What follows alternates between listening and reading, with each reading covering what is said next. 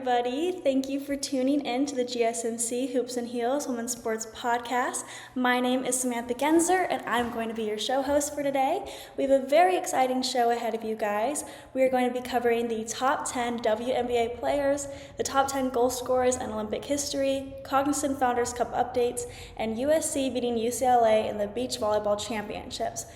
And make sure you stay till the end to hear the answer to the question, why are Paige Powers and Sydney Wells not going to the semifinals in CrossFit? Before we start, I would like to ask that you like and follow the show, and you can become a part of our show by tipping and donating. Your support means a lot to us. Also, we do get a number of questions that come from viewers during the show, so to ensure that your questions get read on the air, I ask that you use the tips and donation link at gsmcpodcast.net with your questions. This puts your questions at the top of the list so that I see it, and also it really helps the show. Again, the link is gsmcpodcast.net. Now, let's get started. I hope you enjoy today's content. Okay, we're going to be starting today's show by ranking the top 10 WNBA players. We have been paying a lot of attention to the rookies in the WNBA. They are all impressive, fantastic, and will obviously make a huge impact, but of course, we also need to discuss the top WNBA players who have been around for a little while. So we're going to rank the top 10 players in the WNBA, and when the season comes around, I recommend that y'all better keep your eye on them especially. But before I do begin my rankings, I wanted to put a disclaimer out here. I excluded 3 players in my rankings for certain reasons. So Candace Parker is excluded. She would be on the top 10, but I excluded her because she recently announced her retirement at the start of training camp. And then I also excluded Ella Dole-Donne, who is sitting out of the season, and Seto Sabally, who has a shoulder injury, so she won't be expected to play until after the Olympic break, supposedly. So we're really just ranking the top players who will be playing in the season and who have played at the current off-season games as well. Okay, so we're gonna go ahead and get started. Ranked first should really not be much of a surprise. I ranked A'ja Wilson as first. I talked about her a couple of times, and I've only said good things about her because I have not once felt left down by her play.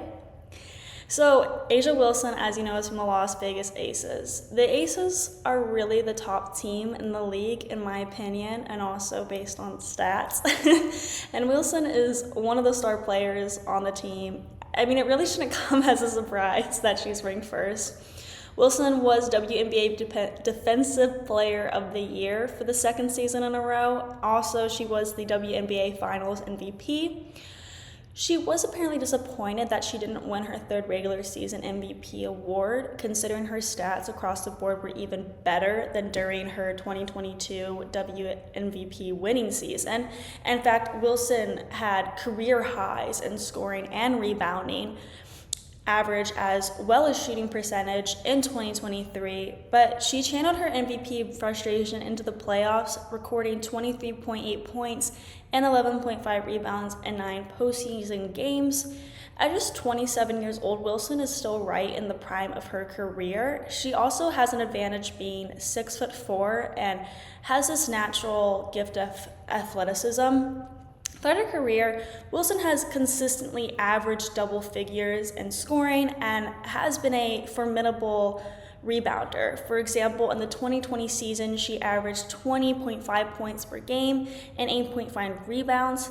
Wilson's highest scoring game in the WNBA was when she scored 53 points in the 2023 season.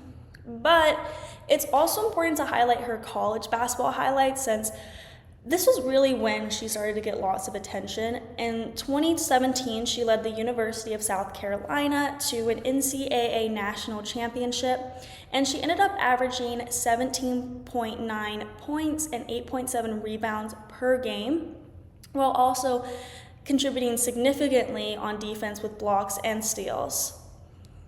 Moving on to second, I ranked Brianna Stewart from New York Liberty. Just like A'ja Wilson, Stewart stands as 6'4" and is a strong forward.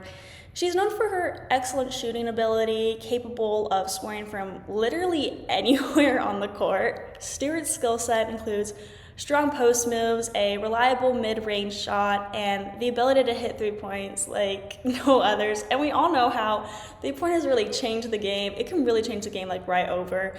She has consistently been one of the top scorers in the WNBA. For example, she averaged over 20 points per game in several seasons, which really showcased her ability to contribute heavily to her team's offense. Brianna Stewart's highest scoring game in the WNBA was when she scored 45 points. This game was in May 2023, where she led the New York Liberty to win over the Indiana Fever. Stewart has won the WNBA MVP award multiple times, and she has led her team to multiple WNBA championships. Her ability to impact the game on both ends of the floor makes her team significantly better, as she can really take over games offensively and lock down key opponents defensively. For third and fourth place, I had a difficult time deciding between Alyssa Thomas from the Connecticut Sun and Jonquel Jones from the New York Liberty. They're both strong players, and I will of course dive into that more, but for me, I feel like they both stick out equally in a way. But the main difference is Jonquel Jones had a foot injury, so it unfortunately did take her some time to get back to her normal self on the basketball court. And because of that, I decided to rank Alyssa Thomas as third and Jonquel Jones as fourth. Alyssa Thomas. Okay, last year she fell short on winning the WMVP, unfortunately. But still, her impact on the Suns and in the league was undeniable. Her 28 double-doubles and 6 triple-doubles in the regular season were league best, and she nearly finished the season as the first player to lead the WNBA in both assists and rebounds. Her ability to rebound, assist, and score makes her this triple threat player on the court. She's been selected to multiple WNBA All-Star games and has earned all WNBA team honors, really underscoring her status as one of the top players in the league. And then fourth, like I said, is Jonquel Jones. Her form in the second half of the regular season is exactly why the Liberty was so eager to trade for her in free agency and re-sign her for this past offseason. Jonathan Kobe called her, quote, arguably our best player just in terms of consistency over the course of the 2023 postseason, while coach Sandy Rondello said last week that a healthy and thriving Jones has, quote, gone to another level so far. Next, at fifth, is Napheesa Collier from the Minnesota Lynx. Collier is known for her scoring ability, consistently posting high shooting percentages. In her rookie year in 2019, she averaged 13.1 points per game on 49% shooting from the field, which is so impressive for a newcomer. She has maintained a high level of scoring efficiency throughout her career, often shooting well from both the field and the three-point line. As a forward, Collier is also a strong rebounder. She has averaged close to 6.5 rebounds per game over her career. Collier was named the WNBA Rookie of the Year in 2019, which was a significant achievement, highlighting her immediate impact in the league. She's also been named to all WNBA teams, really affirming her status as one of the top players in the league. Lastly, I wanted to point out that Collier has had several standout games in both the regular season and playoffs. For example, she has scored over 30 points in multiple games, showcasing her ability to take over games when needed. Next, I ranked Chelsea Gray from the Las Vegas Aces at sixth. Gray's scoring, rebounding, and assist averages were all career highs in 2023. While she couldn't play in the championship clinching Game 4 of the WNBA Finals after suffering a foot injury in Game 3, her leadership off the court really helped give the Aces confidence to close out the series. And I feel like that really shows not just what an amazing teammate she is, but what great mental strength that she has to be able to encourage her team when going through a rough time physically. Also, as we know, Gray is one of the top point guards in the WNBA, renowned for her court vision and passing skills. She consistently ranks among the league leaders in assists. For example, in the 2021 season, she averaged 5.9 assists per game. A key moment in her career was helping lead the Los Angeles Sparks to a WNBA championship in 2016. Her performance throughout the playoffs was instrumental in securing the title. At 7th, I ranked Jackie Young, also from the Las Vegas Aces.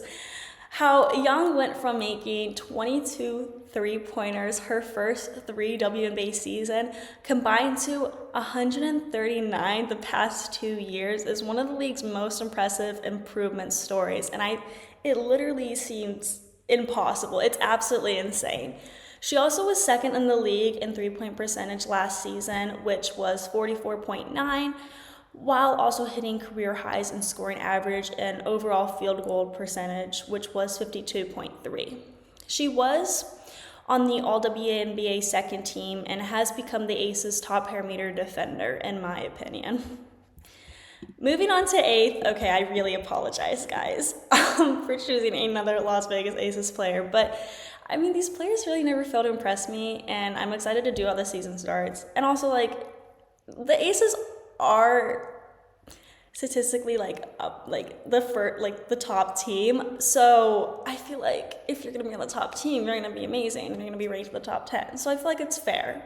But I ranked Kelsey Plum at 8th, who is from the Aces. Plum is one of the shorter players. She stands at 5'8", and I want to clarify that this isn't short compared to the average female height. But compared to some of the other Aces players, she is a bit shorter, compared to Asia Wilson, who's 6'4", she does seem a bit shorter. So her natural athleticism, her speed, really helps her as a guard. Plum is known for her scoring ability, particularly her three-point shooting. She is one of the quickest releases in the league and can score in a variety of ways, including drives, pull-ups, and spot-up shooting. In 2022 WNBA season, she averaged a career-high 20.2 points per game, which showcased her ability to be a leading scorer. Kelsey set a record for the most points in a single season in the WNBA by scoring 549 points in 2022, and she has had several career-high scoring games, including a career-high of 38 points in a single game. That same year, she actually was named the WNBA All-Star Game MVP. This Kelsey Plum never fails to impress me with her scoring abilities. For 9th and 10th, I had a bit of trouble, to be honest. It was easy for me to rank my top 3, but for some reason I was evaluated between 5 players for 9th and 10th, so I struggled a bit. But moving on, let me actually get into my final and 10th rankings. At 9th, I ended up ranking Skylar Diggins-Smith from the Seattle Storm. Before sitting out of her 2023 season following the birth of her second child, Diggins-Smith was perhaps the WNBA's best guard, earning all WNBA first team honors for the Phoenix Mercury. Diggins-Smith is an outstanding scorer, known for her ability to drive to the basket and her mid-range and three-point shooting. She has multiple seasons averaging over 18 points per game, demonstrating her role as a primary offensive threat. In the 2021 WNBA season, she averaged 17.7 points per game and has had several seasons with similar scoring outputs. Finally, at 10th, I ranked Sabrina Ionescu from the New York Liberty. As she adjusted to a different role playing more off the ball alongside Courtney Vandersloot, Ionescu established herself as a top three-point shooter in 2023, converting on 44.8% of her attempts from the arc while averaging 7.9 tries per game. The two-time second-team All-WNBA selection also made headlines with a record 37 points in the three-point contest at WNBA All-Star Weekend, beating Steph Curry's record. And then she competed against the sharpshooter at WNBA All-Star Weekend in February and ended up losing to Steph Curry just by 3 points. So now that we covered who I ranked as top 10 in the WNBA, we're going to move on to another segment that is a bit similar in format. We're going to be transitioning to talking about the top 10 women's goal scorers in Olympic history. Before we do that, we are going to be taking a short break, so I will see you guys really soon.